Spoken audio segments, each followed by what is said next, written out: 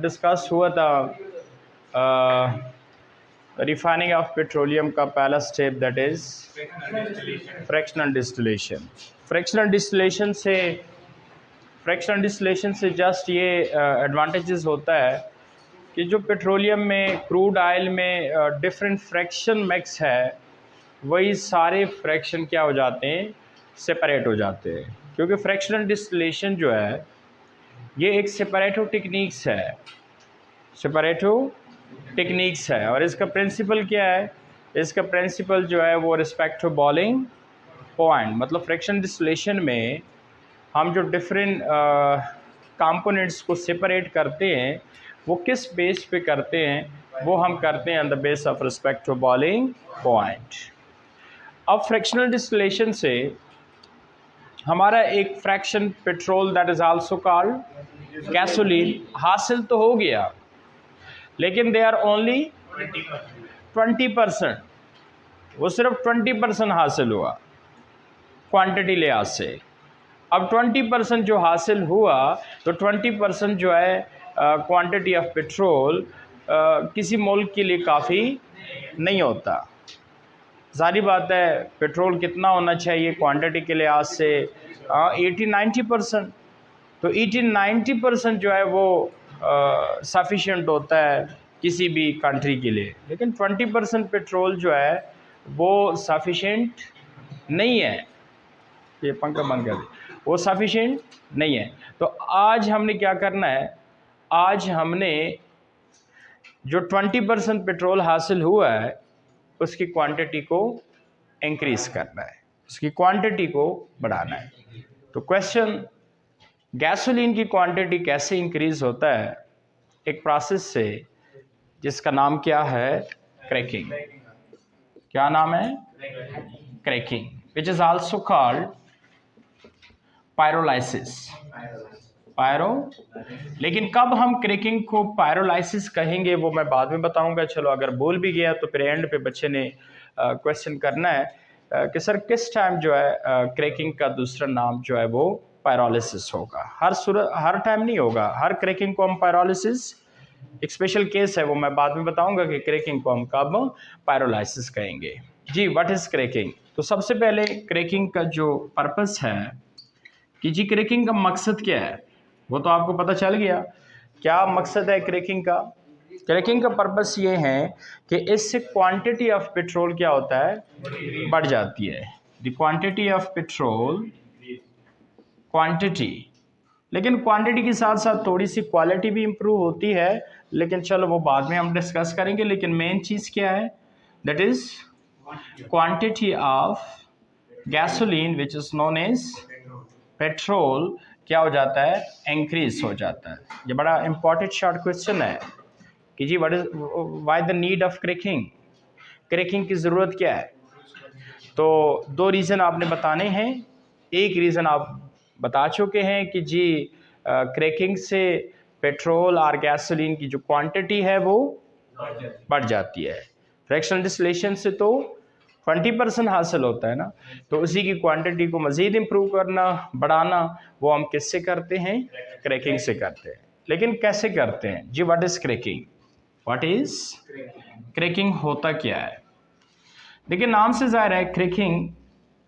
Cracking किसको कहते हैं? क्रैक को, मतलब हम कहते हैं ना जी दीवार क्रैक हो गया, या कहते हैं ना कि जी क्रैक का मतलब क्या है, तोड़ फोड़। क्रैकिंग किसको कहते हैं? तो इधर भी हमने क्या करना है, तोड़ फोड़ करना है। तोड़ फोड़ मीन्स कि जो लार्ज हाइड्रोकार्बन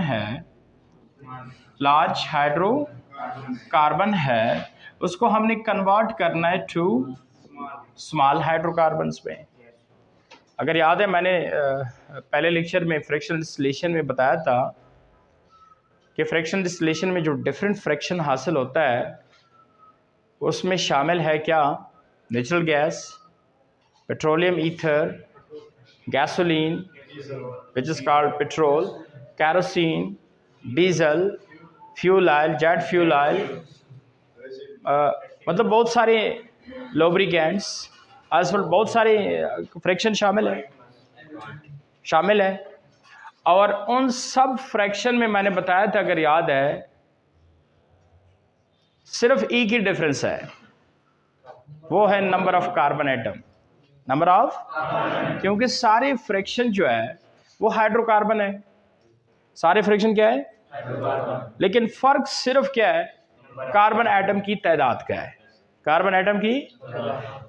तो जो हमारा टारगेट फ्रैक्शन है दैट इज व्हाट, गैसोलीन, इसमें कार्बन एटम की तादाद याद रखिए कितना है, 7 और 8।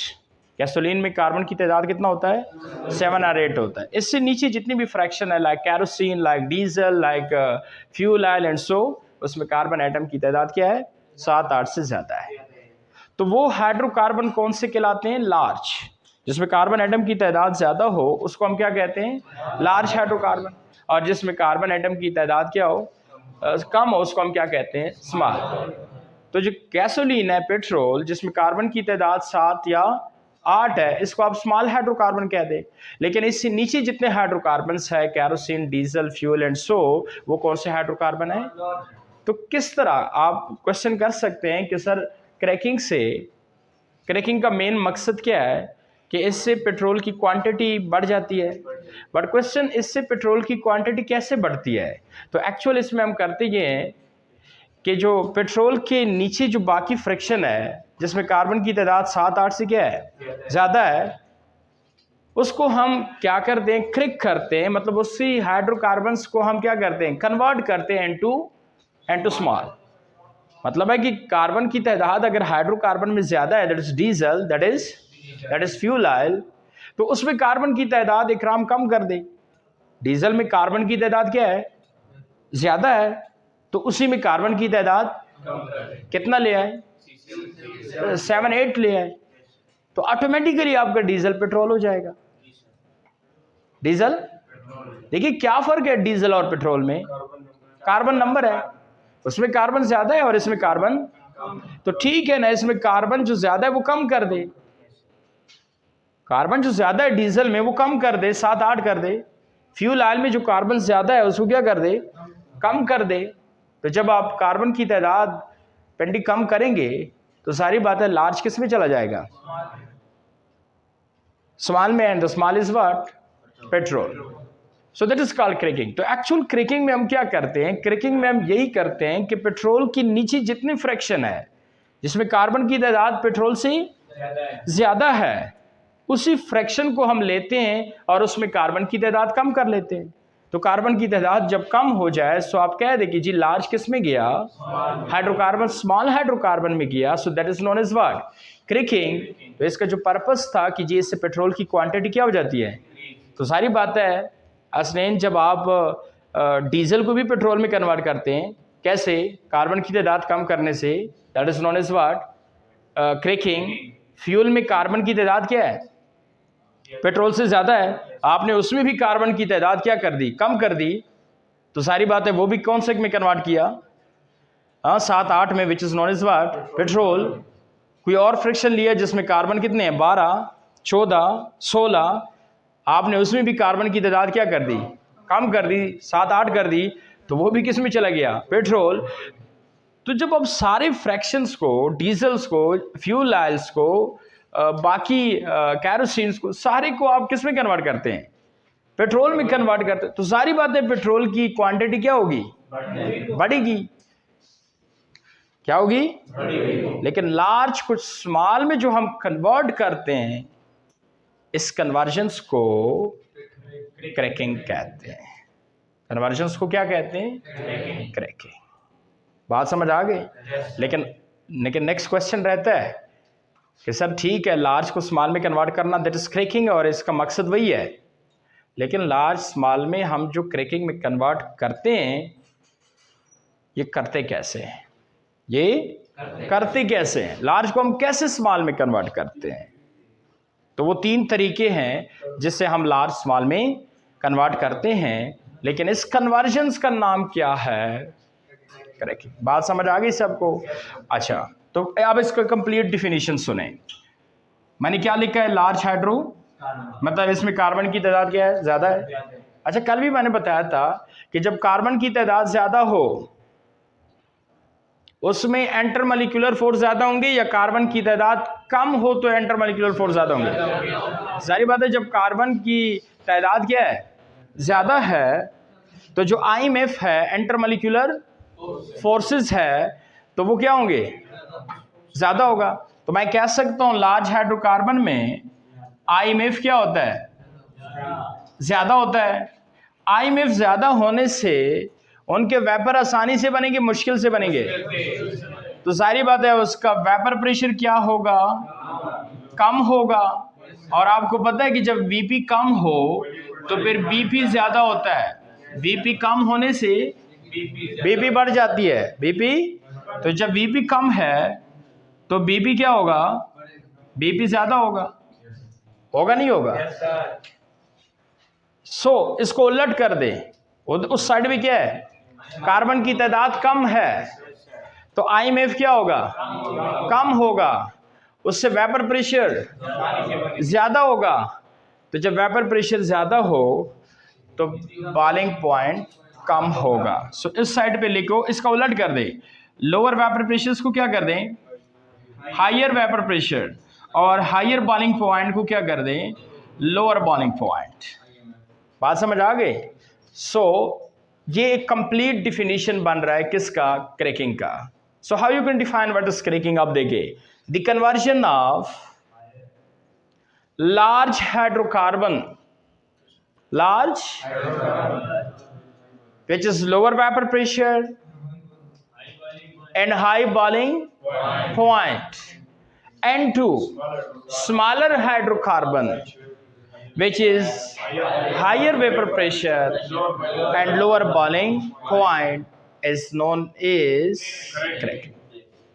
अब बात समझ आ गई? पहले तो एक सिंपल सा डिफिनीशन मैंने किया था, डिफिनीशन हमेशा सॉलिड लिखना है कि जी the conversion of large hydrocarbon into small hydrocarbon that is cracking. लेकिन आप थोड़ा सा डिफिनीशन लेंथी हुआ, लेकिन है आसान, क्योंकि जिसमें कार्बन की तादाद ज़्यादा हो, जारी बात है उसमें एंटरमॉलिक्यूलर फोर्सेस क्या होंगे, स्ट्रॉन्ग, ज़्यादा होंगे, तो उसका वेपर प्रेशर कम होगा और बॉइलिंग पॉइंट फिर हाई होगा।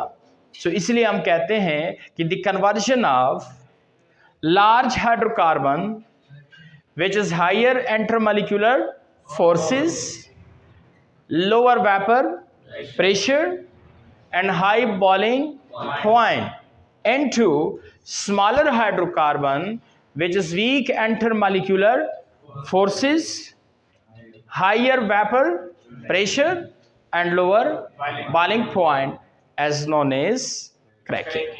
बात समझ आ गई? अब नीचे सीधा जाके उसका क्या लिख दें, इक्वेशन लिख दें। इक्वेशन लिखना क्रैकिंग का बहुत ज़रूरी है।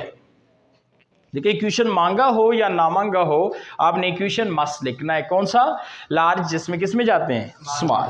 तो आप मुझे ऐसे करें, एक हाइड्रोकार्बन दे लेकिन लार्ज, जिसमें कार्बन की तादाद क्या हो, ज़्यादा हो, तो उसको मैं कन्वर्ट कर लेता हूँ इनटू स्मॉल। चलो ठीक है, C16 कार्बन ज़्यादा है ना, so that is higher hydrocarbons.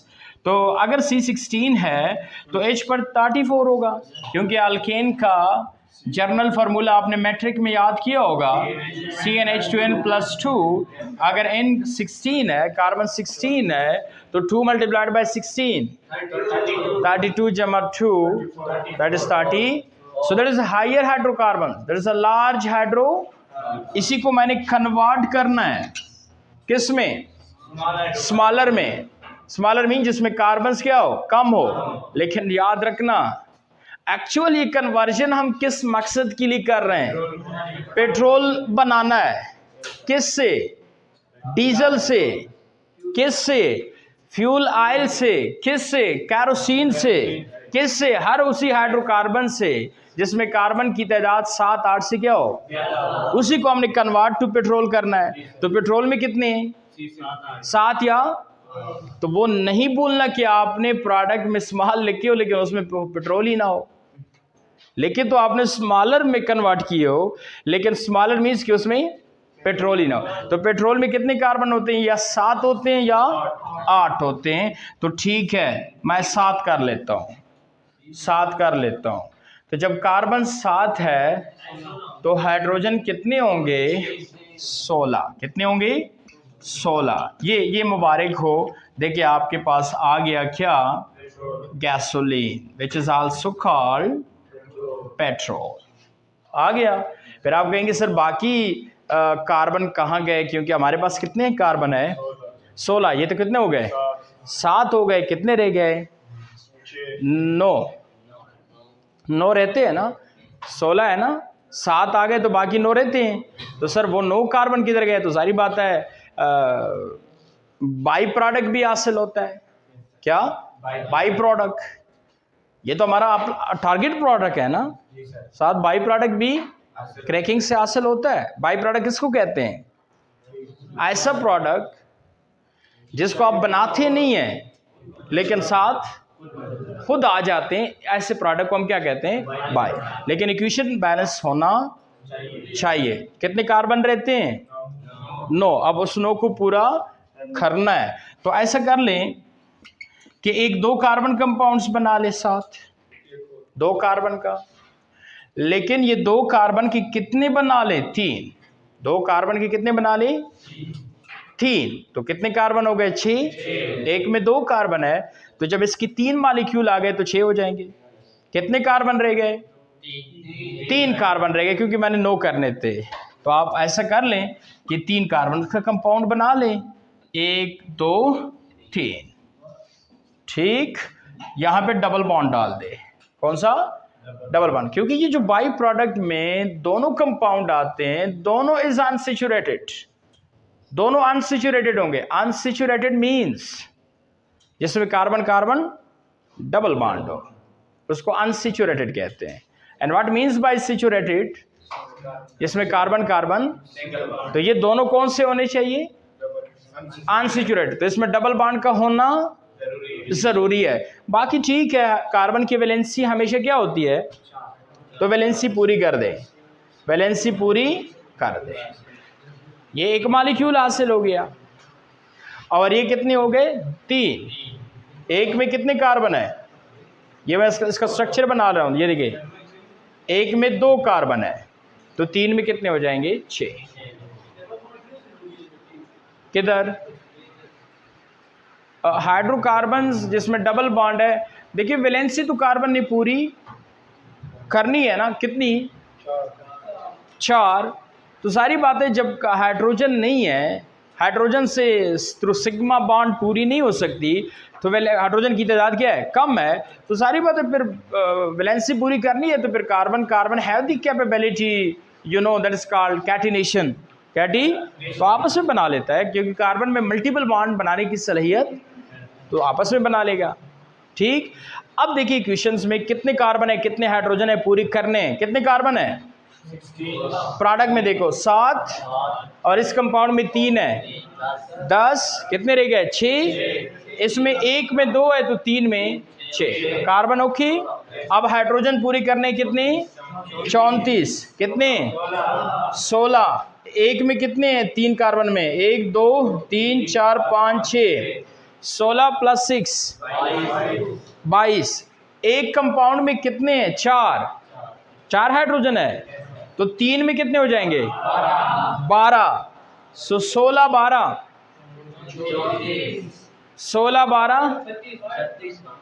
16 12 कितना होता है?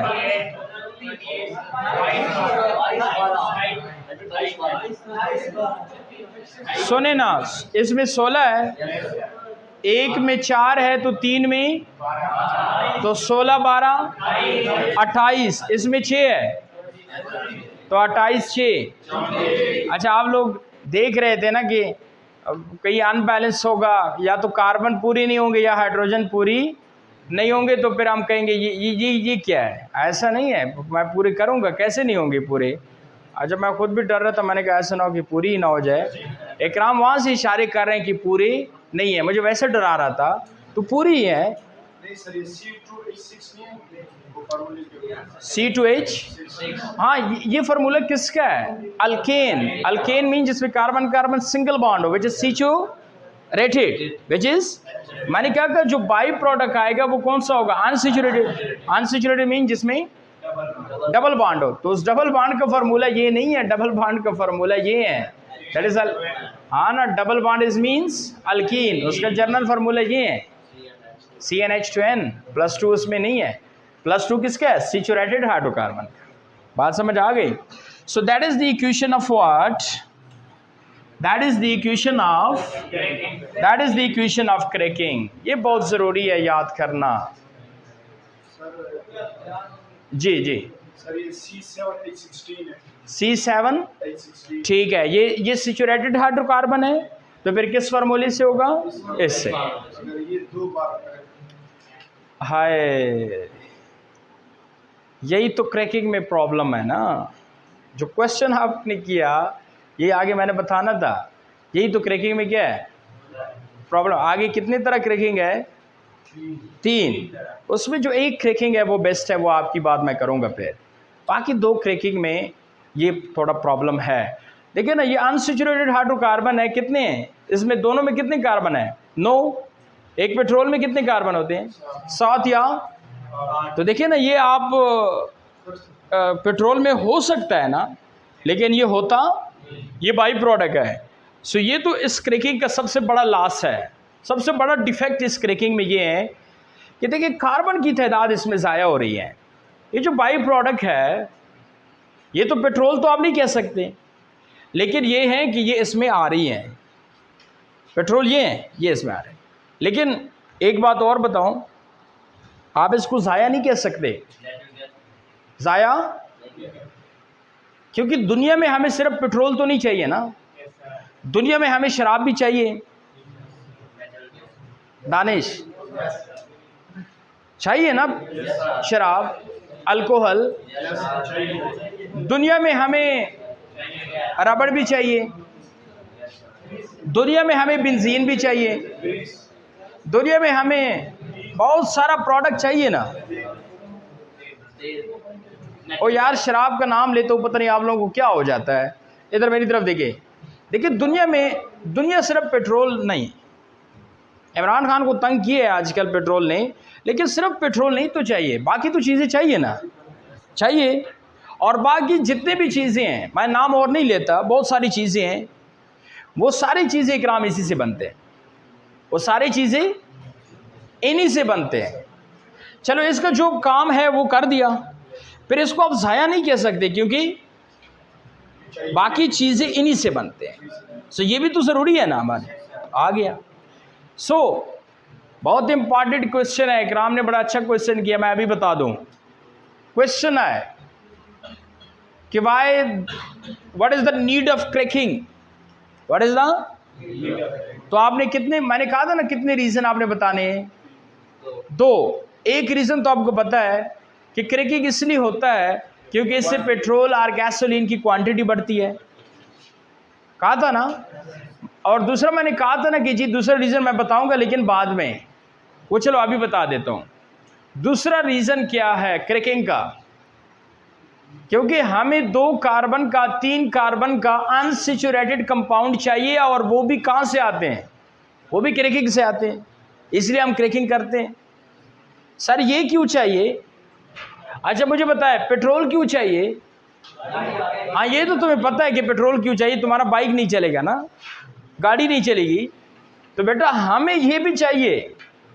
बल्कि केमिस्ट को इनसे ज़्यादा इनकी ज़रूरत है, क्योंकि इससे बहुत सारा माल बनता है। अब मैं नहीं बता सकता इनसे क्या क्या बनता है, आप बुक में पढ़ेंगे ना कि जी एन से ये भी बनता है, ये भी बनता है, ये भी बनता है, एल्डिहाइड भी बनता है, कीटोन भी बनता है। बल्कि नेक्स्ट आप देखेंगे हमने इनसे बनवाना है, बहुत सारे केमिकल्स बनवाएंगे हम इनसे, लेकिन इससे जब वो बन, तो इसका मतलब इनका आना भी ज़रूरी है। और ये भी कहाँ से आते हैं, क्रैकिंग से। सो ये एक सिग्निफिकेंस समझे, एक फ़ायदा समझे किसका, क्रैकिंग का। इसको आप वो ना कहे, फजूल ना कहे कि जी ये चीज़ें वैसे फजूल में चली गई। सो अगर क्वेश्चन आए कि जी क्रैकिंग का एडवांटेजेस क्या है, मतलब सिग्निफिकेंस क्या है, इम्पोर्टेंस क्या है, तो आपने कितने बताने हैं कि एक तो गैसोलीन की क्वांटिटी बढ़ती है इसी से, सोए तो नहीं है, हाँ मैं ये कैमरा फिर बंद करता हूँ, ये याद रखें। इससे गैसोलीन की प्रोडक्ट पेट्रोल इंक्रीज होता है, और सेकंड क्या है कि इससे जो बाई प्रोडक्ट बनता है वो बड़ा इसलिए ज़रूरी है क्योंकि इससे और बहुत सारे केमिकल्स बनते हैं। So that is what, that is cracking. ये क्वेश्चन आपने लिखना है, ये याद रखे, बड़ा इंपॉर्टेंट है। हो जाएगा? और मैंने कहा था कि कब हम क्रैकिंग को पायरोलाइसिस कहेंगे, कहा था ना। क्रैकिंग का दूसरा नाम पायरोलाइसिस है, लेकिन एक शर्त है। क्रैकिंग को तब पायरोलाइसिस कहना कि जिस लार्ज हाइड्रोकार्बन्स को आप स्मॉल में कन्वर्ट करते हैं वो हाइड्रोकार्बन अल्केन हो। वो हाइड्रोकार्बन कौन सा हो? सैचुरेटेड हाइड्रोकार्बन हो, तब बेशक आप क्रैकिंग को पायरोलाइसिस कह दें। बात समझ आ गई? फिर आप कहेंगे सर अगर hydrocarbon large saturated means alkane के अलावा कोई और हो, फिर जस्ट क्रैकिंग कहना, फिर आपने पायरोलाइसिस नहीं कहना, वो फिर पायरोलाइसिस नहीं होगा। सो वंस अगेन, कब क्रैकिंग को पायरोलाइसिस कहेंगे? अगर वो अल्केन जो लार्ज जिसको आपने स्मॉल करना है वो अल्केन हो जस्ट, फिर cracking is also called ji pyrolysis. लेकिन अगर वो हाइड्रोकार्बन अल्केन ना, अल्केन के अलावा कोई और हो, तो फिर आपने जस्ट क्रैकिंग कहना, पायरोलाइसिस आप फिर कहेंगे तो वो गलत होगा। तो ये सिर्फ अल्केन के लिए इस्तेमाल होता है ये वर्ड पायरो। और इसका मतलब क्या है पायरोलाइसिस? ये पायरो है, पारो नहीं है, पायरो है। पारो भी कह दे, वो भी आग का शोला है, तो ये जी ठीक है, ये भी आग को कहते हैं। पायरो किसको कहते हैं? आग को, फायर को। और लाइसिस तो पता है, बायोलॉजी में भी पढ़ते हैं, लाइसोसोम। लाइसो मीन्स तोड़ना, that is splitting, that is break down. So what means by pyrolysis? किसी चीज को आग के जरिए तोड़ना, दैट इज पायरोलाइसिस। हाँ ना, हम लाम देखिए ना, ये तो केमिस्ट्री की बहुत बड़ी टर्मिनोलॉजी है, आल्सो इन बायो, कि लाइसिस से पहले हम जो वर्ड लगाते हैं वो कौन सा लगाते हैं? वो लाइसिस जो करता है, मतलब कौन है करने वाला। अगर सपोज लाइसिस करने वाला, ब्रेक डाउन किसी चीज को करने वाला आग हो, तो फिर कहना पायरोलाइसिस। अगर स्प्लिटिंग करने वाला इलेक्ट्रिसिटी हो, तो फिर आप लोग कहते नहीं इलेक्ट्रोलाइसिस, कहते हैं ना। अगर पानी हो तोड़ने वाला, किसी चीज की तोड़ने वाला पानी हो, हाँ ऐसा ना हो कि फिर कहते पाइनोलाइसिस, पानी है नहीं, पानी के लिए वर्ड यूज होता है सो हाइड्रोलाइसिस।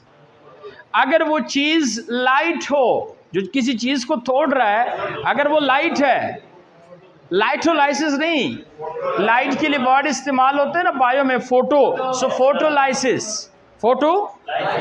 अगर वो लाइसिस वाला रिपीटर हो, रिपीटोलाइसिस, पिंडी हो, पिंडोलाइसिस। और अगर वो मुश्ताक हो, सो दैट इज मुश्ताकोलाइसिस।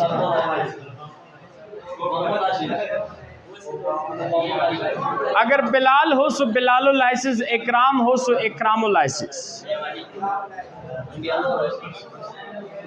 लेकिन इधर चूंकि कौन है? आग है, फायर है, सो पायरोलाइसिस। ये वाली बात समझ आ गई?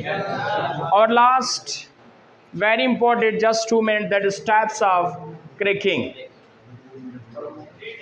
Types of cracking. क्रैकिंग क्या है? लार्ज कन्वर्ट इनटू, लेकिन सवाल जो किया था आपने कि सर लार्ज स्मॉल में कन्वर्ट होना, दैट इज क्रैकिंग, लेकिन ये करता कौन है? सवाल किया था ना पहले, ये कौन है जो लार्ज को स्मॉल करता है, लार्ज हाइड्रोकार्बन को? तो बेटा 3 चीजें हैं जो लार्ज हाइड्रोकार्बन को क्या करता है? स्मॉल करता है।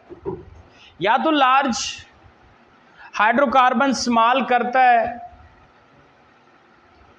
हीट, या फिर लार्ज स्मॉल करता है कैटलिस्ट, या फिर लार्ज स्मॉल करता है? स्टीम। कौन? स्टीम कर। तीन चीजें हैं जो लार्ज हाइड्रोकार्बन को स्मॉल हाइड्रोकार्बन में कन्वर्ट करता है, या हीट, या स्टीम, या फिर कैटलिस्ट। सो नाम लिख दे types of cracking. Number 1 thermal cracking. कौन सा है? Thermal cracking. Thermal cracking.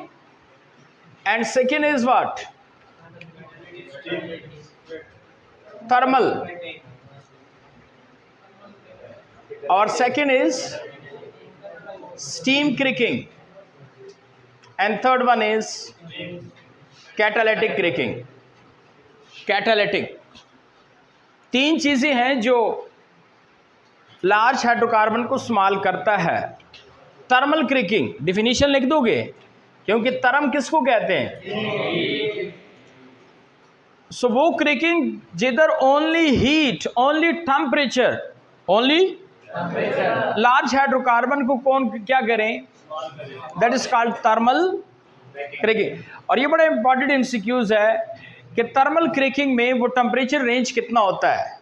जारी बात है, ओनली टेम्परेचर करता है, ओनली हीट करता है लार्ज को, हाइड्रोकार्बन को स्मॉल हाइड्रोकार्बन में, तो फिर टेम्परेचर ओनली है तो टेम्परेचर फिर ज्यादा होना चाहिए। That is 400 centigrade to 1000। ये बड़ा इंपॉर्टेंट एमसीक्यूज है कि थर्मल क्रैकिंग में टेम्परेचर कितना रिक्वायर्ड होता है। सो 400 टू 1000 सेंटीग्रेड। सेकंड कौन सा क्रैकिंग है? That is catalytic. कौन सा? नाम से जाहिर है वो क्रैकिंग ना जो टेम्परेचर के साथ साथ कैटलिस्ट भी इन्वॉल्व हो, दोनों मिलकर ही करे, टेम्परेचर भी और साथ कैटलिस्ट भी। लेकिन जारी बात है इधर चूंकि कैटलिस्ट भी साथ इन्वॉल्व है, ओनली टेम्परेचर तो नहीं है थर्मल की तरह, तो खैर है टेम्परेचर अगर थोड़ा कम भी हो, कैटलिस्ट है ना, तो क्रैकिंग होगा। लेकिन रेंज टेम्परेचर का याद रखना कैटालिटिक में, दैट इज 470 सेंटीग्रेड टू 500 लिखा है, 520 लिखा है, 500 लिखा है, सो दैट इज 500 सेंटीग्रेड। बड़ा इंपॉर्टेंट एमसीक्यूज है। थर्मल में 400 टू 1000, कैटालिटिक में टेम्परेचर कितना होता है? 470 टू 500 सेंटीग्रेड टेम्परेचर होता है। लेकिन साथ साथ इसके साथ कौन होता है? कैटलिस्ट। और ये भी बड़ा इंपॉर्टेंट एमसीक्यूज है कि सर उस कैटलिस्ट का नाम बताओ जो कैटालिटिक क्रैकिंग करता है। That is 2। One is alumina, alumina, alumina नजर आ रहे हैं, and the second one is silica, SiO2। सो ये दो कैटलिस्ट के नाम जरा याद रखना कैटालिटिक क्रैकिंग में। और लास्ट जो क्रैकिंग है that is what? Steam. That is steam. यहां पे आपने जो लार्ज हाइड्रोकार्बन कन्वर्ट करने हैं इनटू स्मॉल हाइड्रोकार्बन, वो किसके थ्रू करने हैं? स्टीम। हाइड्रोकार्बन, लार्ज हाइड्रोकार्बन पे हमने स्टीम पास करना है। क्या? स्टीम। लेकिन उस स्टीम का टेम्परेचर कितना होना चाहिए? ये बड़ा इंपॉर्टेंट एमसीक्यूज है। उस स्टीम का टेम्परेचर होना चाहिए 900 सेंटीग्रेड। 900। दो बातें याद रखना फॉर स्टीम क्रैकिंग। एक कि जिस हाइड्रोकार्बन्स को आपने स्प्लिट करना है, स्मॉल करना है, वो हाइड्रोकार्बन पे जब आपने स्टीम गुजारना है तो वो हाइड्रोकार्बन वेपर फेज में हो। उस हाइड्रोकार्बन से आपने क्या बनाना है? उस हाइड्रोकार्बन्स को आपने वेपर फेज में लेके जाना है और स्टीम फिर वेपर फेज पे आपने पास करना है। बात समझ आ रही है ना? इसके लिए ज़रूरी है फॉर स्टीम क्रैकिंग कि हाइड्रोकार्बन जिसको आपने कन्वर्ट करना है उसके वेपर्स बनाए और उस वेपर्स पे हम स्टीम पास करते हैं और उस स्टीम का टेम्परेचर कम से कम कितना हो? 900 सेंटीग्रेड। 900 एक वेपर स्टेट लार्ज हाइड्रोकार्बन्स का, और उस पे जो स्टीम पास करते हैं उसका टेम्परेचर कितना? 900 सेंटीग्रेड। तो फिर उससे क्या होगा? Steam cracking. So how many types of cracking? अगर सिर्फ टेम्परेचर मतलब सिर्फ हीट लार्ज हाइड्रोकार्बन को स्मॉल करे, सो that is what? Thermal cracking. और उसमें टेम्परेचर कितना होगा, ये 400 टू 1000 सेंटीग्रेड लगेगा। और किस मैकेनिज्म से करता है ये, चूंकि मैकेनिज्म मेरा नेक्स्ट चैप्टर का टॉपिक है, आपने अभी नहीं पढ़ा मैकेनिज्म क्या होता है, तो that is free radical mechanism, लेकिन वो चलो बाद में कहेंगे।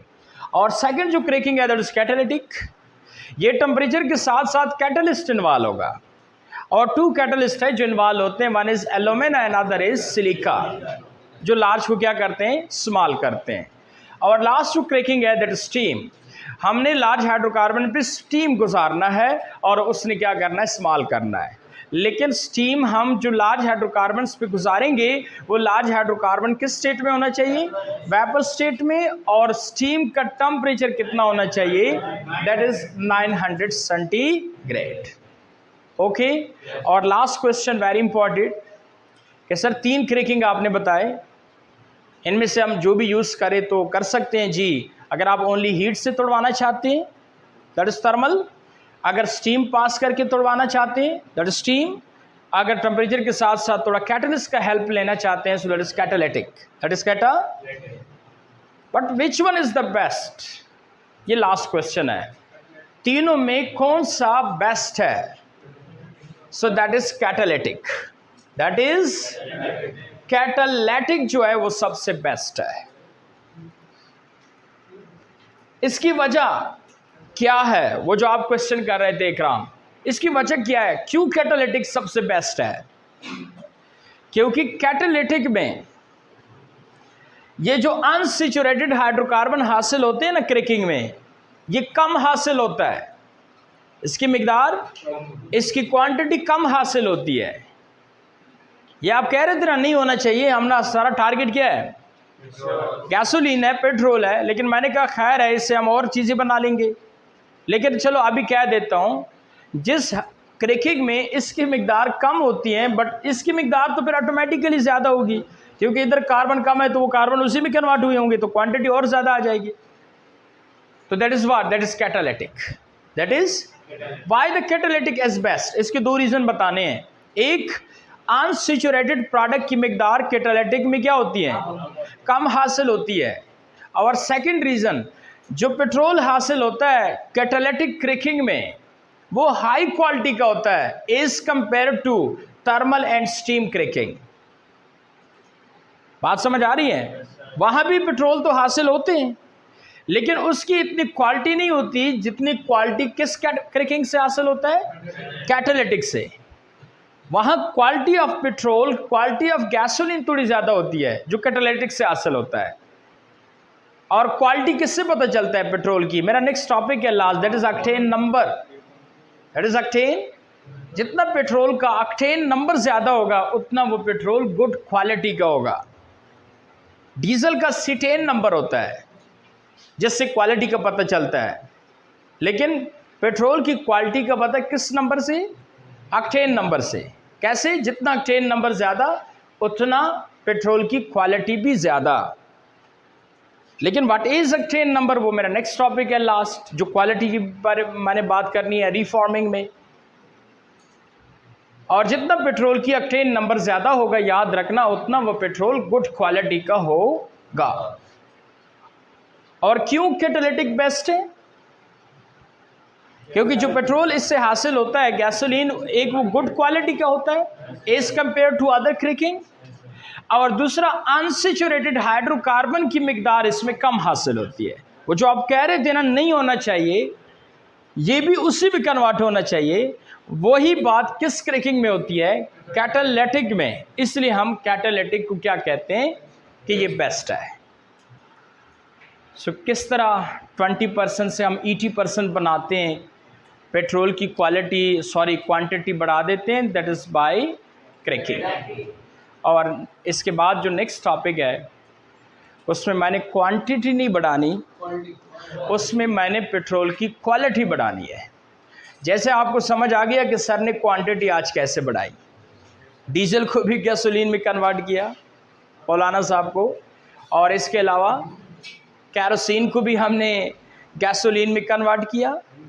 फ्यूल ऑयल जो भी मिलता था ना लार्ज हाइड्रोकार्बन वाला, वो हम पेट्रोल में कन्वर्ट करते थे। तो सारी बात है पेट्रोल की क्वांटिटी तो ज़्यादा होनी है।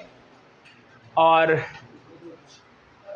दूसरी बात कि अब क्वांटिटी तो इतनी ज़्यादा हो गई, देखिए ना कितने बच्चे बैठे हुए हैं, हाँ बहुत सारा माल बैठा हुआ है ना, बहुत सारे बच्चे बैठे हुए हैं। बच्चे तो सारे इसमें इकट्ठे हमने किए हैं, क्वांटिटी तो हमने बढ़ाई है। देखिए इसमें क्वेटा भी है, क्वेटा है या नहीं है, इसमें गिलगित भी है, हरिपुर भी है, तलागंग भी है, खरक भी है, लाहौर भी है, चकवाल भी है, शेखपुरा भी है, कश्मीर भी है, मियावाली भी है, गुजरात भी है, पड़ीचिनार भी है, पिंडी भी है, बवाल नगर भी है,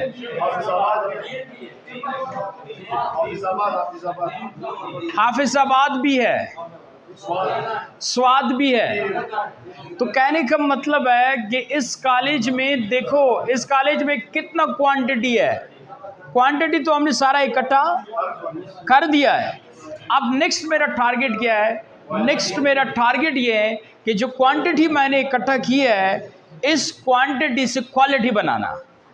इकराम आया है ना, क्वांटिटी वैसे भी ज़्यादा है, जिसामत ज़्यादा है ना इसका, वैसे भी ज़्यादा लगता है, लेकिन अब इसमें मैंने थोड़ा सा चेंजेस करना है। ये देखो जैसा अभी मैंने थोड़ा चेंजेस कर दिया ना मौलाना साहब में, सीधा गैसोलीन बना नहीं बना, बन गया। अब क्वालिटी भी मैंने ऐसे ही करना है। जितना ये पेट्रोल इकट्ठा है इसमें भी दानिश मैंने थोड़ा सा चेंजेस करना है, ज़्यादा तंग नहीं करूँगा, थोड़ा चेंजेस करूँगा। आप देखेंगे बंदे की क्वालिटी देखे, जब रिज़ल्ट आएगा तो 550 में से 525 स्कोर होगा, तो ये क्वालिटी हुई है ना। तो वो आप कहेंगे सर वो हम में कर दे, वो कैसे करते हैं आप, वो मैं आपको नेक्स्ट बताऊंगा कि जब क्रैकिंग से हमने क्वांटिटी बढ़ा दी तो फिर नेक्स्ट रीफॉर्मिंग एक स्टेप है, वहाँ मैंने गैसोलीन में ही थोड़ी सी चेंजेस करनी है, वो मैं आपको कल बताता हूँ कैसे करनी है। तो उसी से क्या हो जाएगी, उससे क्वालिटी बढ़ जाएगी, उससे क्या हो जाएगी, उससे क्वालिटी बढ़ जाएगी।